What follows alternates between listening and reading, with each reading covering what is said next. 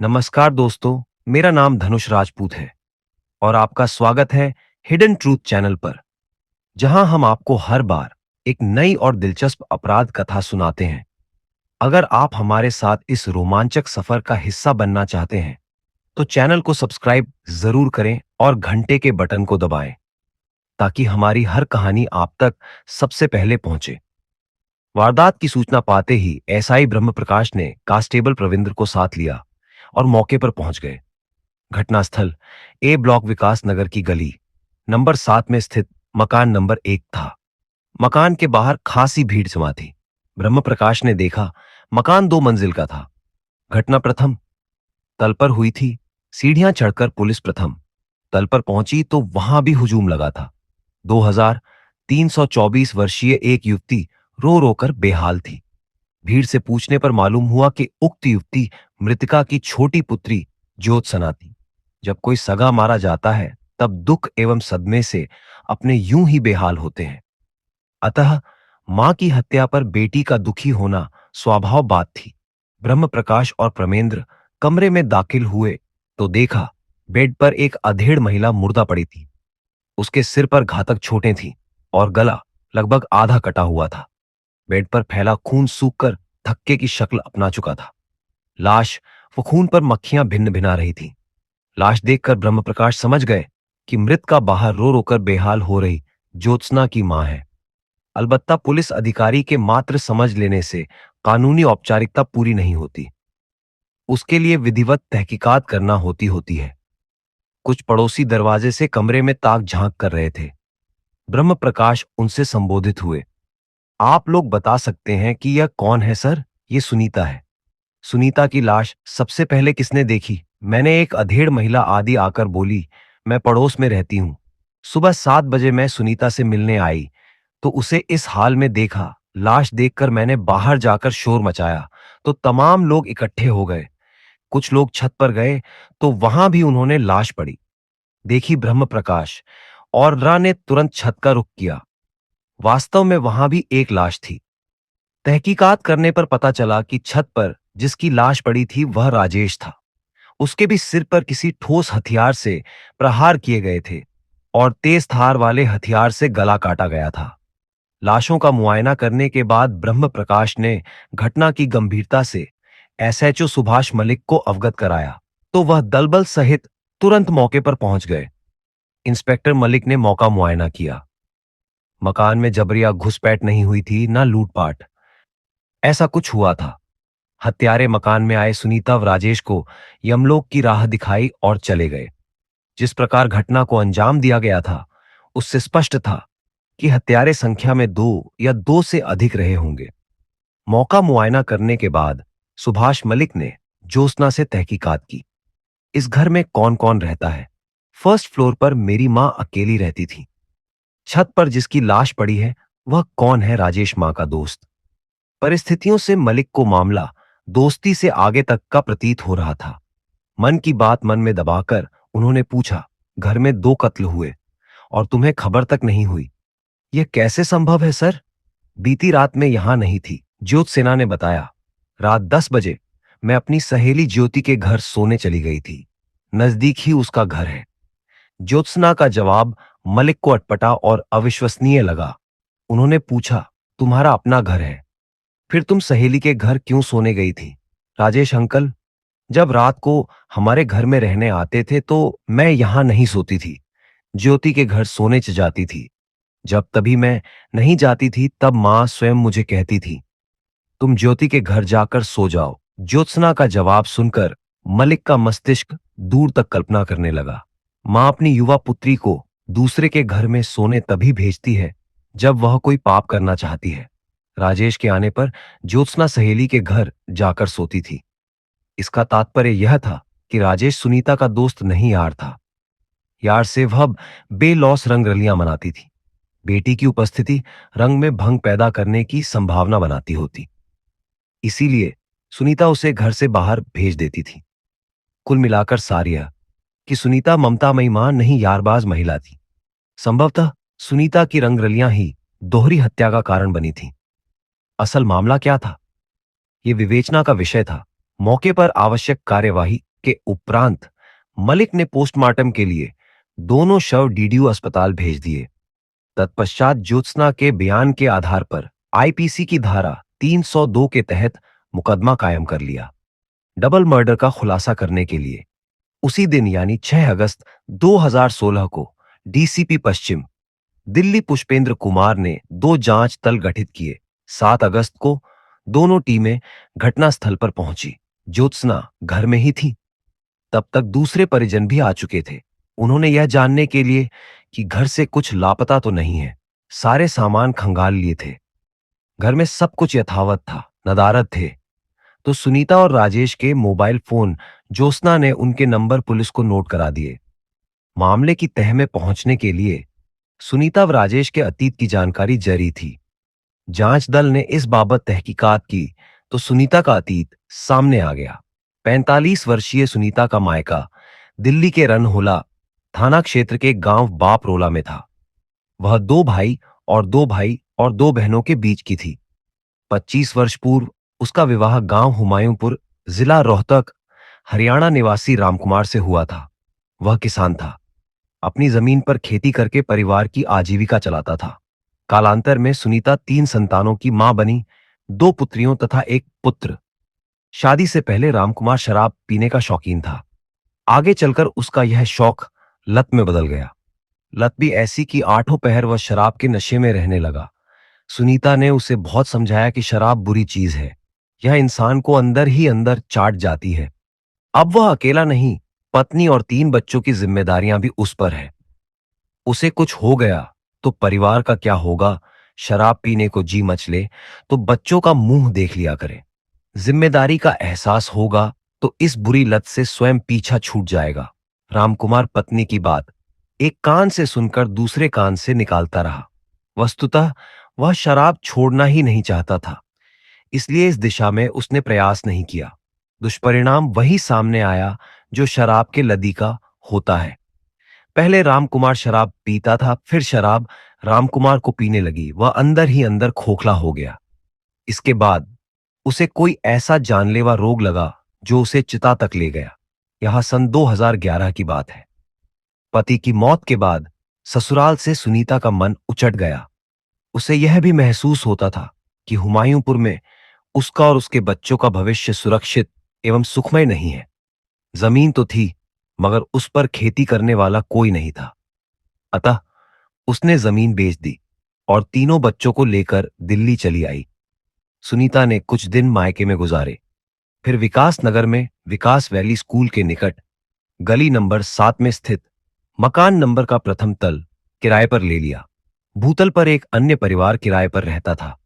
3 वर्ष पूर्व सुनीता ने बड़ी बेटी का विवाह किया। कुछ दिन बाद पुत्र अंक को बेटी के साथ उसकी ससुराल भेज दिया। अंक की सही देखभाल मुझसे नहीं हो पा रही है, इसे तुम अपने साथ रखकर पढ़ाओ। साले के स्थायी रूप से रहने से जीजा को आपत्ति नहीं थी, अतः अंक बहनोई के साथ रहने लगा। अब बची ज्योत्सना।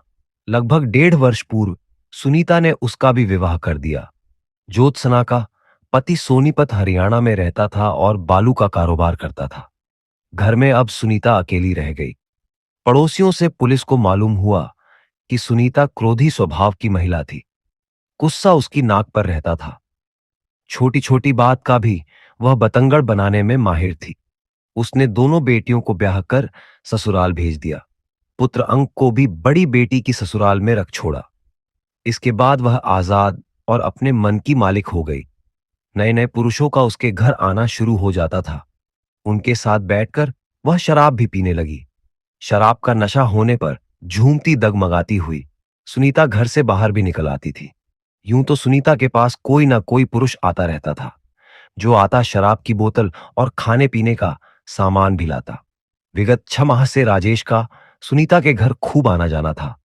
एक राजेश ही था जो 6 माह से नियमित रूप से सुनीता के घर में आ रहा था। राजेश भी शराब की बोतल लेकर आता था। सुनीता व राजेश साथ बैठकर पीते। उसके बाद अपने जज्बात जगाते बंद मकान में कैसा धमाल मचता होगा। पड़ोसियों को अनुमान था, चूंकि उस वक्त खिड़की दरवाजे अंदर से बंद होते थे, इसलिए किसी ने दोनों को आपत्तिजनक स्थिति में नहीं देखा था। उक्त जानकारी से स्पष्ट था कि सुनीता पौड़ अवश्य हो गई थी, मगर उसकी हवस तूफानी व बेलगाम थी। वह विधवा का सादा जीवन नहीं, बल्कि सतवा उसा रंगीन जीवन जी रही थी। हर रात उसे शराब और सेक्स चाहिए था, अपने यह दोनों शौक पूरे करने के लिए। उसने इकलौते पुत्र तक को घर से बाहर भेज दिया था। बेटी ज्योत्सना ससुराल से आती थी तो वह उसे भी घर में नहीं सुलाती थी। ज्योत्सना की उपस्थिति सुनीता की अय्याशियों में बाधा थी, इसलिए वह उसे ज्योति के घर में सोने भेज देती थी। ज्योत्सना भी इस बात को समझती थी कि मां उसे क्यों और किस लिए ज्योति के घर सोने भेजती है, मगर सब कुछ जानने व समझने के बाद संकोचवश अपनी जुबान बंद रखती थी। जिस रोज सुनीता की हत्या हुई, तब भी ज्योत्सना मायके आई हुई थी। पुलिस ने ज्योत्सना से दोबारा तहकीकात की तो उसने बताया, 5 अगस्त 2016 की शाम को राजेश शंकर शराब की बोतल लेकर आए थे। उनके आते ही ने मुझे खाना पकाने के लिए किचन में भेज दिया और स्वयं राजेश अंकल के साथ छत पर चली गई। कांच के गिलास, पानी आदि भी वह ले गई। इसके बाद बोतल खोली और दोनों जाम लड़ाने लगे। यानी कि सुनीता और राजेश शराब पी रहे थे। जी हां, तुम्हारी मां रोजाना पीती थी जी। ज्योत्सना ने शर्मिंदगी के अंदाज में सिर झुकाकर बताया, बात शर्मनाक है, लेकिन मां के कातिल को पकड़वा है, इसलिए बताना भी जरूरी है। ज्योत्सना की आवाज धीमी हो गई। राजेश अंकल रहे हो या कोई दूसरे अंकल? जो भी देर शाम को आता था, मां उससे कहती थी, जब भी आओ शराब लेकर आया करो। छक्कर और शराब पिए बिना मेरी देह नहीं जागती। जांच दल के सदस्य एक दूसरे का मोह तक लगे। सभी के मन में एक ही बात थी, ढलती उम्र में सुनीता का यह हाल था तो चढ़ती जवानी में ना जाने कैसे कैसे गुल खिलाती रही होगी। इंस्पेक्टर राठी ने तहकीकात आगे बढ़ाई। तुम्हारी मां का चरित्र हम समझ रहे हैं, आगे की बात बताओ। तुम किचन में खाना पका रही थी, सुनीता और राजेश छत पर शराब पी रहे थे, फिर क्या हुआ? रात 9:30 मां ने मुझे पुकार कर खाना लगाने को कहा। मैं 2 थाली लगाकर छत पर ले गए।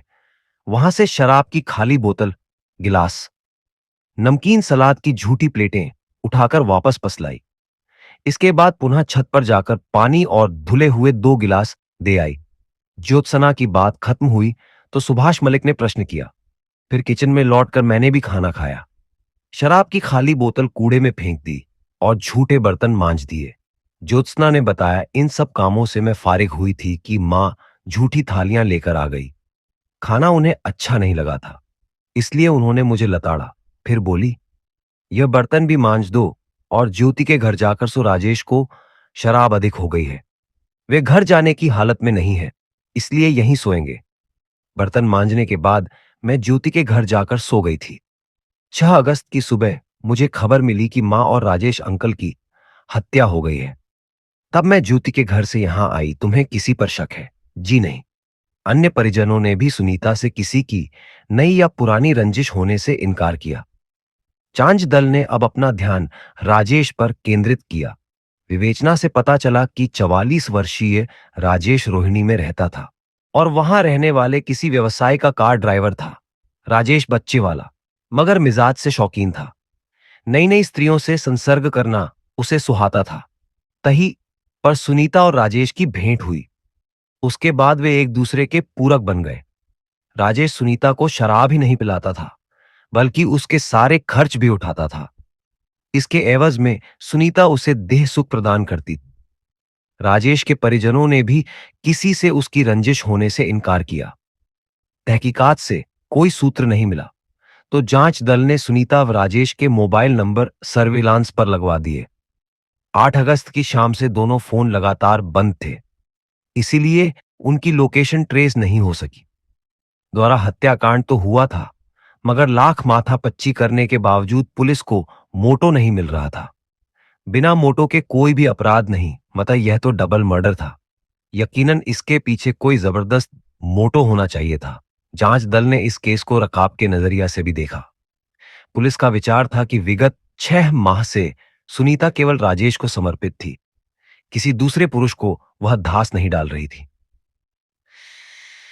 परिसंभव है कि किसी दिलजले ने इस बात से चिढ़कर सुनीता और राजेश को हलाक कर दिया हो। मैं नहीं तो तू भी नहीं, मैं जिंदा रहूंगा, तुम दोनों मौत के बाद की दुनिया में जाकर राजस रचाओ।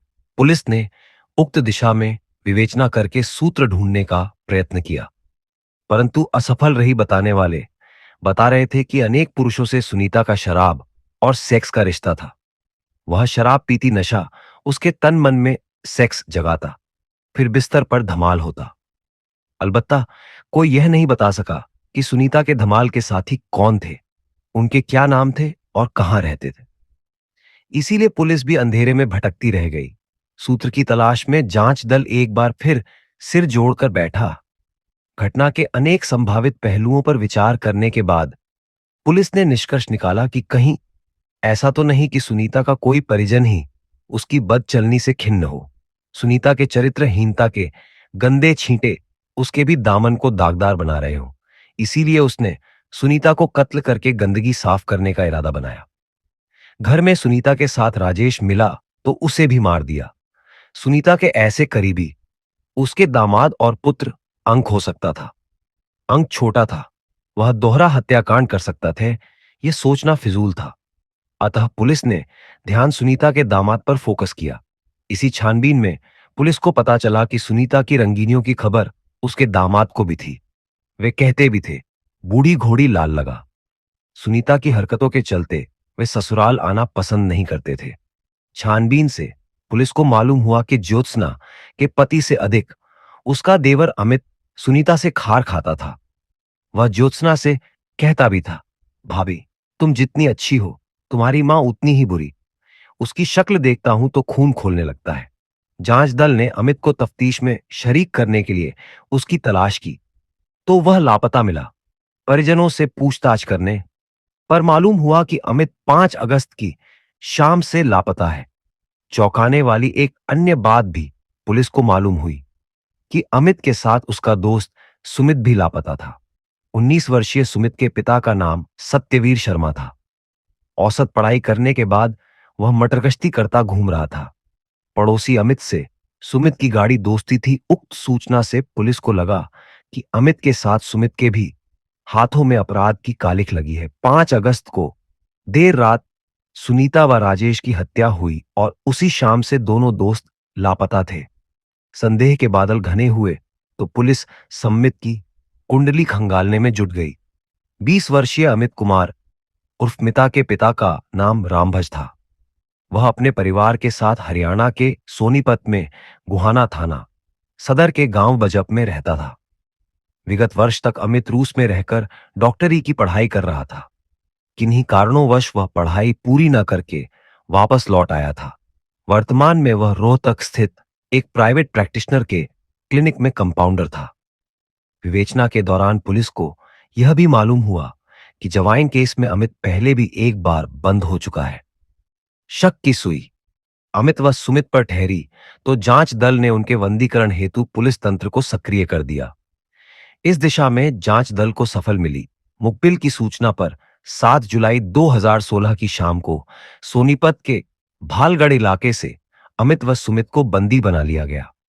उक्त दोनों को दिल्ली स्थित थाना रणहोला लाकर पूछताछ की गई तो शराबी सुनीता तथा उसके प्रेमी की हत्या की साजिश के ताने बाने खुलने में अधिक देर नहीं लगी। रामभज जब ज्योत्सना को अपनी बहू बनाकर ले गए तब ना उन्हें सुनीता के चरित्र की जानकारी थी, ना उनके परिवार को, और ना ही ज्योत सना के भावी पति को शादी हो गई। सुनीता के काले चिट्ठे उन लोगों के सामने खुलने लगे जिन्हें सुनीता के चरित्र की जानकारी थी। वे उन पर व्यंग्य बार भी छोड़ने लगे। रामभज, तुमने क्या देखकर सुनीता के परिवार से रिश्ता जोड़ा? वे कैसे लोग हैं? पता कर लिया होता तो आज यह कीचड़ तुम लोगों पर ना पड़ रहा होता। मां बुरी है तो बेटी कौन सी दूध की धुरी होगी?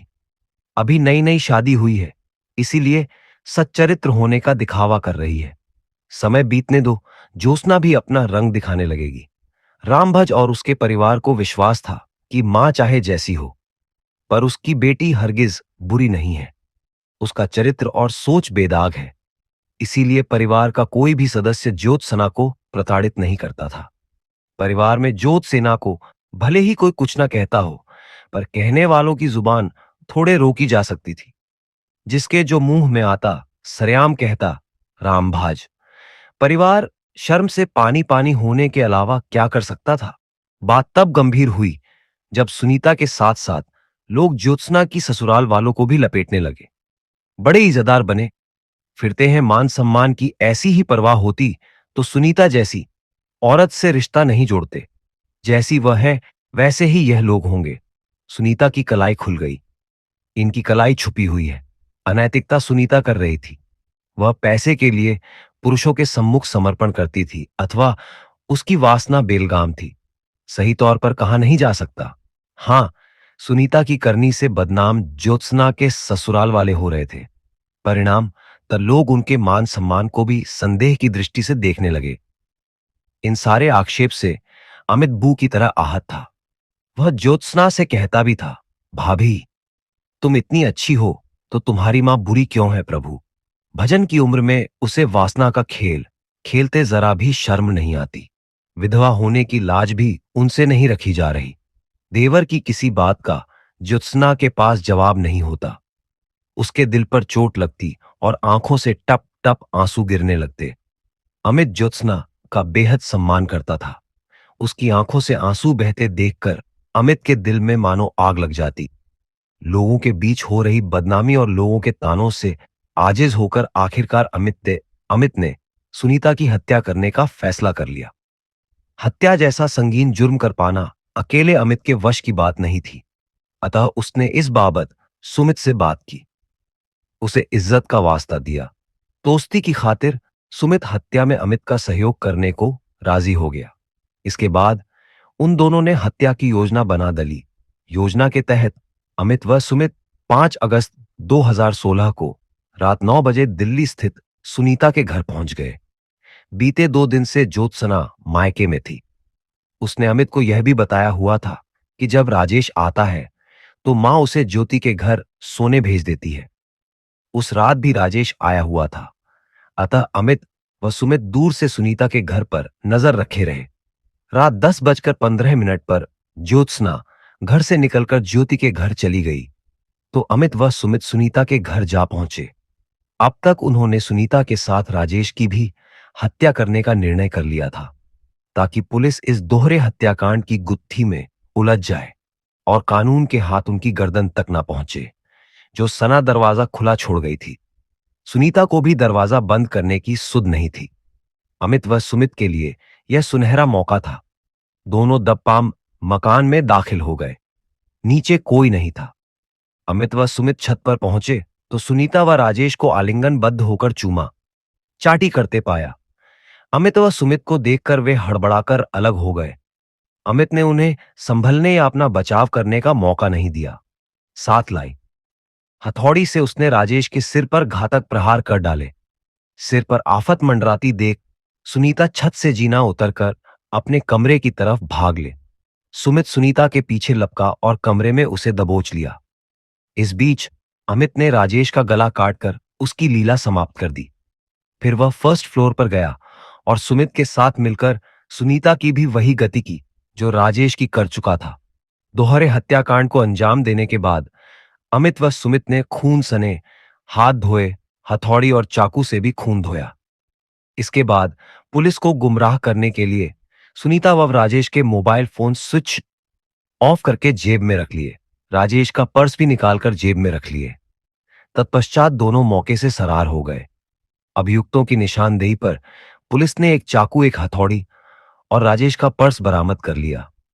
पर्स में राजेश की IDDL, HDFC बैंक का मास्टर कार्ड और 00 नकद थे। पूछताछ के बाद अभियुक्तों को कोर्ट में पेश किया गया, जहां से वे जेल भेज दिए गए। दोस्तों, कहानी पसंद आई हो तो वीडियो को लाइक करके कमेंट कर दें और चैनल को भी सब्सक्राइब कर लें। धन्यवाद।